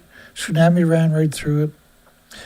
And so in 2021, on the 10th year in January, I had translated a Chinese story about Fukushima. I do it all the time, Spaniards and every other language. And Japanese, back then, wasn't that good at translations. But anyway, I was trying to read through it. It was all jumbled up into one big paragraph, so to speak. And there was pictures, links to TEPCO's website for PDF files, which had a pocket of a folder of pictures that were compressed. And so when I unpackaged it, it was 736 pictures. Now, they were taken from a drone at a very high altitude. When I zoomed in, I was like, holy goodness gracious. Well, that's the stump of reactor 4, but that's the common spent fuel pool up in the corner. It's completely pixelated. And as you zoom in on it, that's where they were putting inventories from all 6 reactors. Eventually, it would start, when you could finally move it, this is where they would store it before it went into, say, a dry cast a decade later. So it would be a decade in the top of the buildings, and they would transfer some of it because the fuel pool was filling up, right? And so they would transfer some of it to make room to cross the street to the common spent fuel pool. Why is that pixelated out? That had around 11 million pounds. Now, it probably had double that, which lines up with the fact that they don't have a repository anywhere on the planet, let alone Japan. And because they were producing fuel, the fuel, it's all about the fuel cycle, eh? I'm not going to go down that road tonight, but the fuel cycle, once you go through a chain reaction, once it comes out, now you can use it for making weapons. Now it's a breeder type fuel for plutonium. So when you're looking at this building, it's right across the street. It's a very low building compared to the reactors. Why is it pixelated completely out? Well, in the background, at the top of the picture, you can see these are transport truck-sized containers stacked up. And this is where the tsunami went around the building, and that's where it pushed it up. So that melted down too. And it's right across from reactor 3. So there was no way to get in there and fix anything. First off, a tsunami ran through the site, right? Once the tsunami runs through the site, there's nothing functional. And so you no longer have the ability. This is the Fukushima power plant right there, where the tsunami ran right through the side. So it came in at 600 miles per hour. As it starts to rise up in the shallow water and create these waves, because on the ocean it's just a little bump, but it's traveling at around 600 miles per hour. And then when it hits the coastline, it rises up and loses some of the speed. So it's coming through there at 200 and 300 miles per hour. So it wrecks everything. There is nothing able to survive it. So it's not. You can think of a river, but this is much worse, right? It's much. You can see the damage where ships are brought into the communities. In some places, up to 10 miles inland. Fukushima chief was pleading for help from the U.S. military. Fire broken out at reactor 4. We can't do anything, please. Leader turned pale after seeing flames, black smoke near the fuel pool. I doubt if he got that close, but maybe. I don't know. Workers tried to have a last meal before dying and realized he's unable to taste the food. Sounds about right. They just lived through hell, right, the tsunami. And I already showed you pictures of reactor 4. There is no reactor 4. Now at that time, here's what it looked like when it blew up. It was like this right here. And right there, the other side. You got multiple reactors alongside of each other. And they lost their fuel pools, which was another 7, 8, 9 reactor cores. That is not a survivable environment. Your organs melt. It doesn't matter. Like, you can't work in that environment. These are chunks of it that were torn off the building from the explosions. It's hard to comprehend the scale, unfortunately.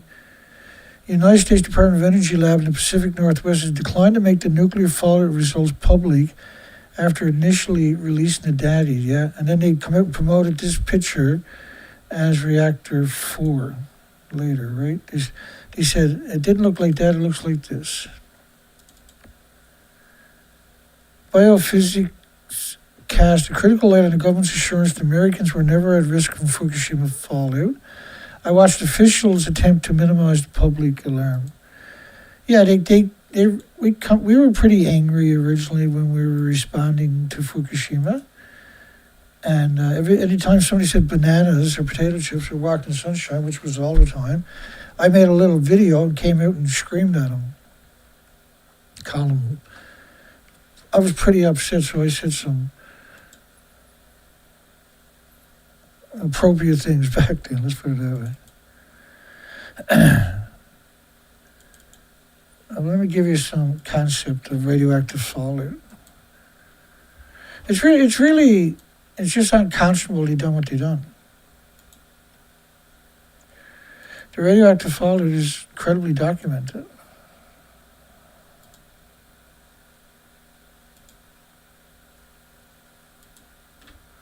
It's incredibly documented, right? I'm just going to pump some numbers into you so you can really, hopefully, this first one's a doozy. Significant amount of plutonium released for months. Radioactivity from the plant was measured globally and blanketed the entire northern hemisphere. Blanketed, which would look like that right there, right? 20 million particles of iodine-131 per liter was found. So remember, curium isotopes is the biggest byproduct of the radioactive fuel rod. So if you found 20 million particles, which is nuts, per liter, it's a lot more curium isotopes in that same sample. You found 1 million becquerels. This was the xenon-133 per square meter. You're talking about actually underground stuff. Right, when you talk about per square meter, they're talking about underground. There was 220 million atoms of iodine-129, which lines up with the 20 million particles of iodine-131, because all these isotopes, there's a known ratio of 10 times more 132, 30 times more 133 for every iodine 131, 31 times more iodine 129 was another separate study from Canada.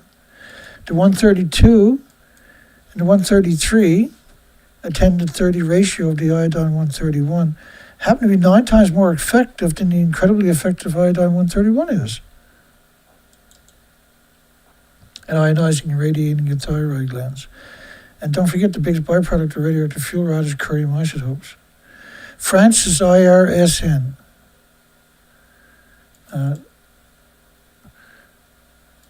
France says a spike over 1 million times normal on the US West Coast. It's not TEPCO's numbers, the West Coast numbers. And so what they done, they modeled that, and it was 1 million and 10 million atoms per cubic meter of air. And this is what it looks like at 23 days. It's really something. Very high concentrations of hot particle in the Pacific. Tokyo, 500 trillion. The highly radioactive glass is sulfur peroxide, hydrogen buckyballs they're talking about. The sulfur was what salt water they were spraying on these enormous temperatures, up to 9,000 degree Fahrenheit temperatures. The sulfur is liberated and it creates these spherical buckyballs, what's known as a buckyball, which ingest the curium, the uranium, plutonium, americiums, etc. And then that's very mobile. It's not solutable in water, and these are super hot particles. And we buried the planet in that stuff. That's how we broke the food chain. And we broke the food chain, right? That's the reality of it, and we got that documented, unfortunately.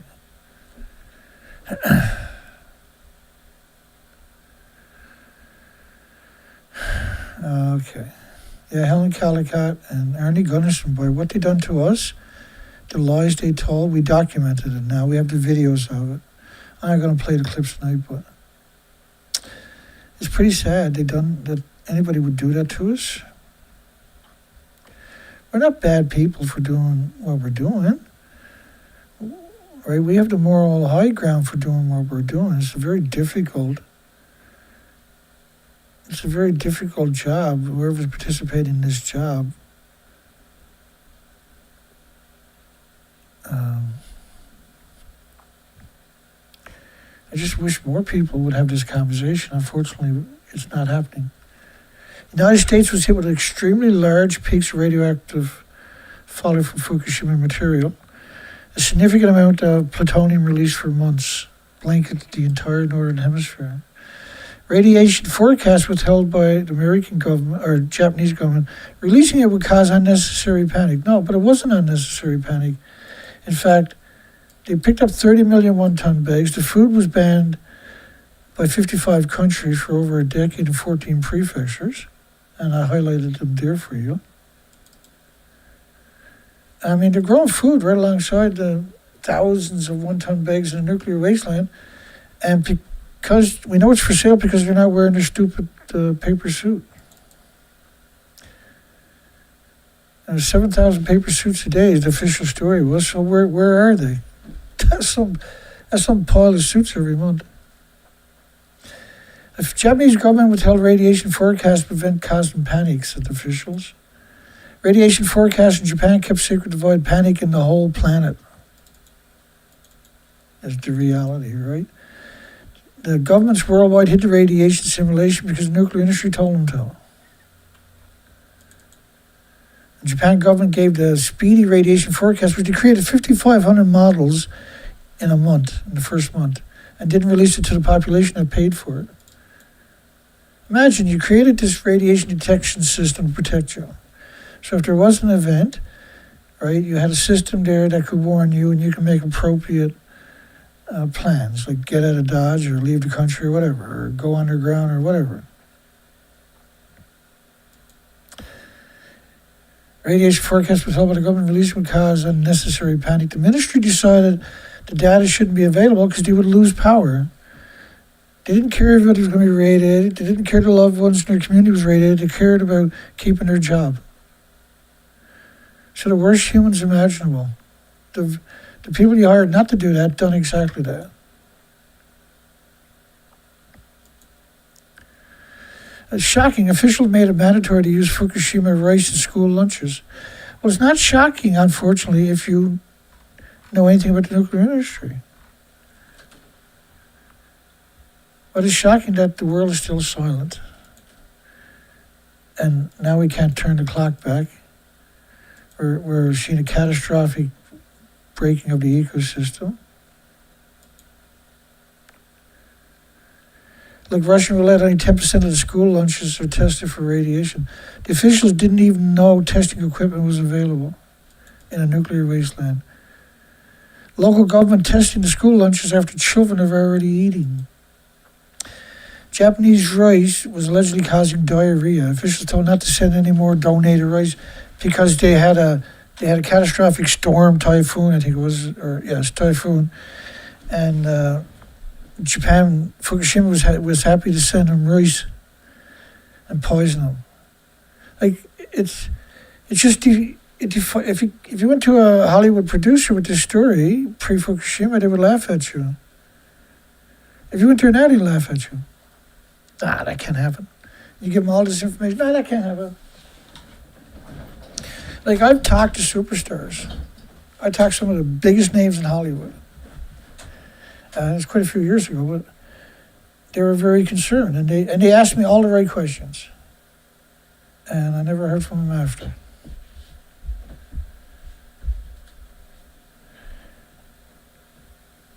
They did move out of California because I advised it, but don't be chicken. The mayor tells the parents who are concerned that children are eating radioactive food. It's not a mayor, that's a monster. That's a serial killer. Japanese mayors say students are gaining knowledge by eating radioactive food in school lunches. They're gaining knowledge. Like where I come from, that person would be dealt with pretty quickly. Pre-Fukushima. After Fukushima, it was like nobody... Tears during U.S. presentation. Children trapped in a high radiation area after Fukushima disaster. Living and going. I know one person that went to United Nations quite a few years ago with the information we're shown, and they wouldn't even look at it. Children trapped in high radiation areas after Fukushima. Living and going to school with radiation levels at Chernobyl's mandatory evacuation zone. Like, because you're only acknowledging and barely doing that cesium, and 137 at that. Refusing to speculate and do the mathematical configurations, equations to quantify the other radioactive isotopes. This industry is nobody's friend, not even their own. They're completely out of control. 80 years of no accountability, so there's no incentive not to be evil. So guess what this generation is like? It's absurdly evil. It's unconscionably evil. Visible hot mass floated in the air and fell for hours after reactor 3 exploded. Top secret image of black smoke. Top secret image. We have no pictures of reactor 4 exploding, but we have pictures and videos of reactor 1 and reactor 3 exploding. Why don't we have pictures and images of reactor 4 exploding? Because like you can see the buildings are still on fire. The tsunami just went out. Someone took this picture from a roof.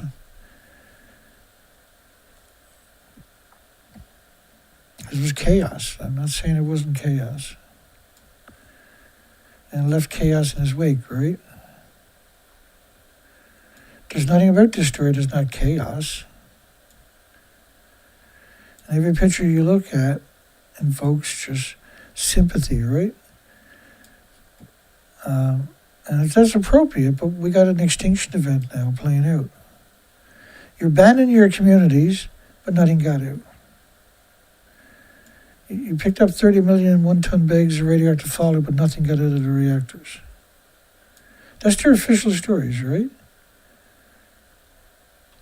Like you abandon communities. You picked up 30 million 1-ton bags. What part about that is confusing to people? People didn't abandon their supermarkets because like a potato chip or walking in the sunshine or sleeping next to somebody or climbing mountains.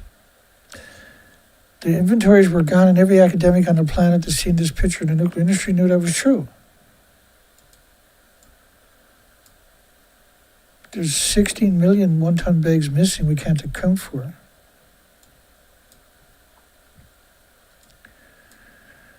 There's no part of the story that's not a heartache and a heartbreak, and there's no part of the story that's not going to come back and haunt us. And we're paying a catastrophic price for it in the species right now, and the health of humanity, and the plants and the animals and the biota, and the bacteria and the fungus in the soil. Worldwide, it's almost been wiped out. That's why we're seeing the forest fires we're seeing. Because the earth can't hold water anymore. That's why we're seeing the heat we're seeing, because the earth can't hold water to perspire the morning dew anymore. That's why we're seeing the flash floods, because the earth is not soaking up the water anymore. Because Fukushima, a massive pulse event, broke the food chain and the biota. The bacteria, the fungus in your soil is what keeps the life of the roots and the millions of microscopic animals that breaks down the foliage and the litter and the dead animals. We wiped that out. Why didn't they build robots after Chalk River? Why didn't they build robots after Windscale and Sellafield? Why didn't they build robots after Chernobyl? Why didn't they build robots after 3 Mile Island? How come they still don't have any robots? Because they don't care. You think they abandoned all these cars because it's like sleeping next to somebody? You think they abandoned their communities in the city because it's like flying on an airplane? Do you think there's not going to be endless generations of trauma? Why would you go back into a community that was wiped out by a tsunami and you live 70 kilometers away from the tectonic plates? Why would you rebuild that for? You really think there's not going to be another tsunami? You couldn't rescue the bodies for months and months in some areas because of radioactive fallout, but nothing got out. Nothing got out. That's the official story. They got out. They left you behind.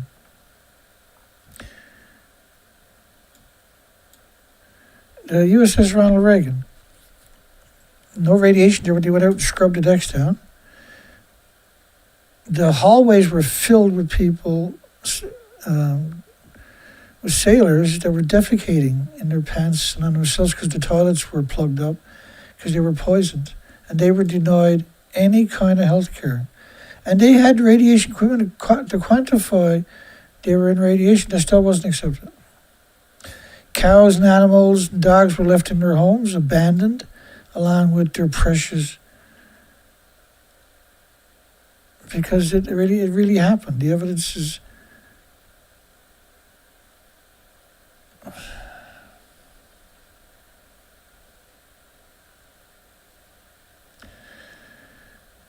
going into the communities and doing this is not a solution. It's not decontamination. You can't decontaminate a community. You have to dig up the sidewalks because it's electrically charged and it permeates into everything.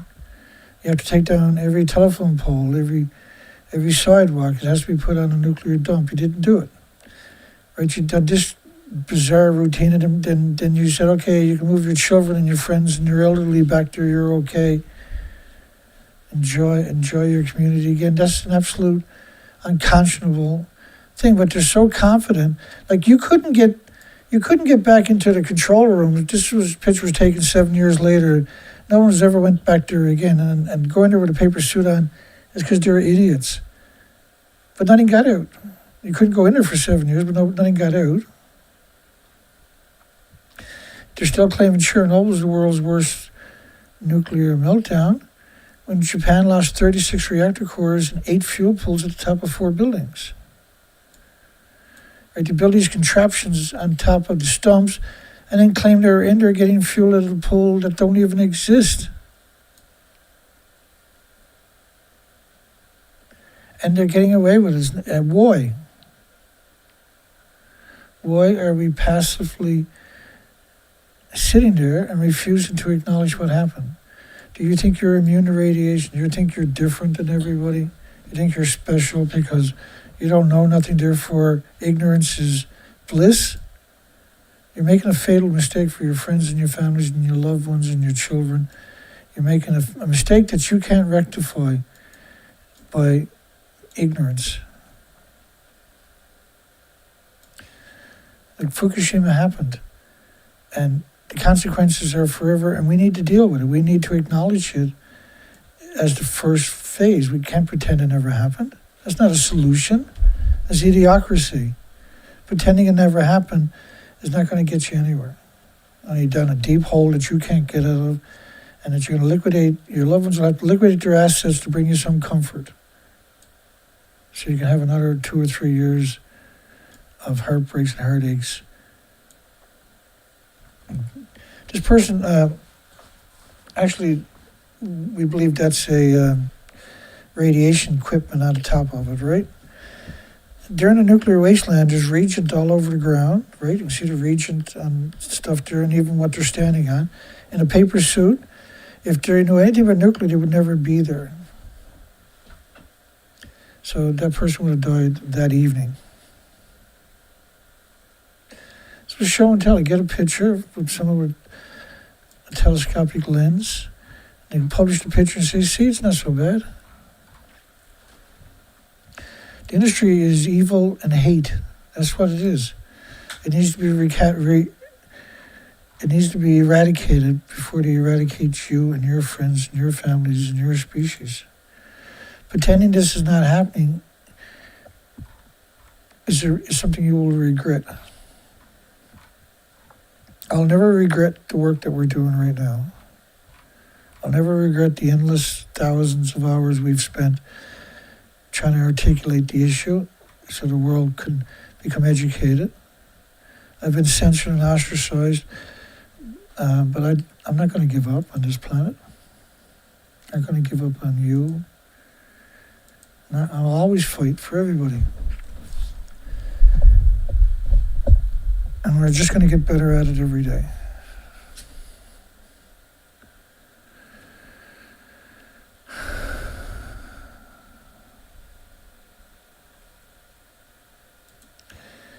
Is Earth an ecological tipping point, ecological tipping point of no return from the nuclear industry's radioactive fallout from 1,000 fuel pools worldwide, and the dumping and the meltdowns and everything else, and the Fukushima massive event? This was an event. This is a catastrophic event. This is equal to getting hit by a massive meteorite, but it takes several decades to play out. And there's no mistake in that this is playing out. Make no mistake. This is playing out, and we are in real trouble. And pretending we're not is the worst solution you got.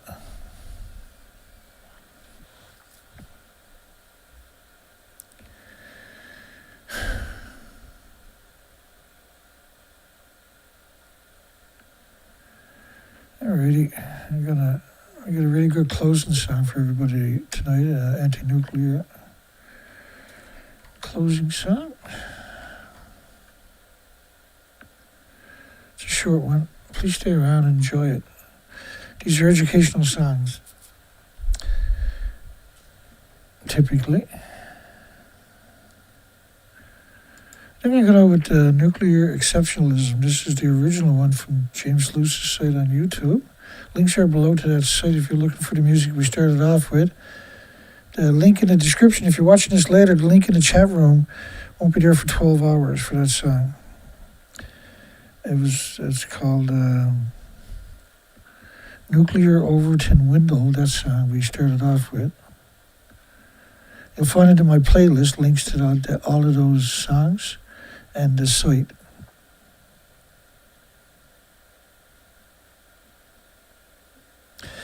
This is one of the best anti-nuclear rallying songs. It's called Nuclear Exceptionalism. And it's probably one of the best anti-nuclear rally songs. It's got a good beat to it. To help reinforce that anti-nuclear is a good thing. I'm going to enjoy it in the background. Have a great night. Hugs for everybody. See everybody on the next one. Maybe tomorrow night, same place, same time. Take care.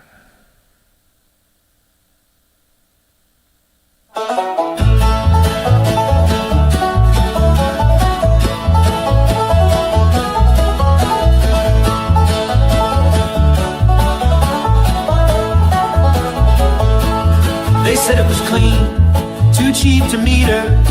Built the dome, then cooked the beaker. Said the rod was safer sealed in drums, but left them leaking out of Idaho slums.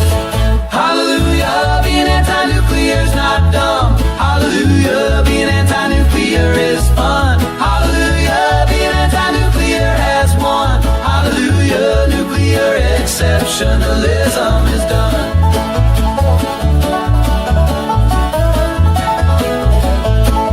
They chase the sun, all fusion proud. Ignore the barrels stacked in clouds. Promise stars in every socket. While curium settled in the market.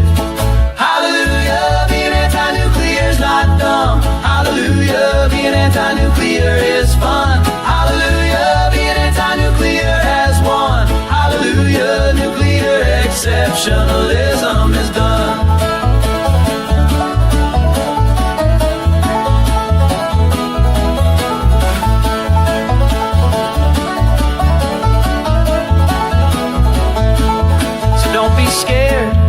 Chart is clean while whales rolled up beside the submarine. Blame the algae, blame the rain, but never trace the gamma chain. Hallelujah, being anti-nuclear's not dumb. Hallelujah, being anti-nuclear is fun. Hallelujah, being anti-nuclear has won. Hallelujah, nuclear exceptionalism is done. Now the rods are rusting, the record spins. Mama warned them too many sins. Keep your son, keep your lab coat pride till you fix the waste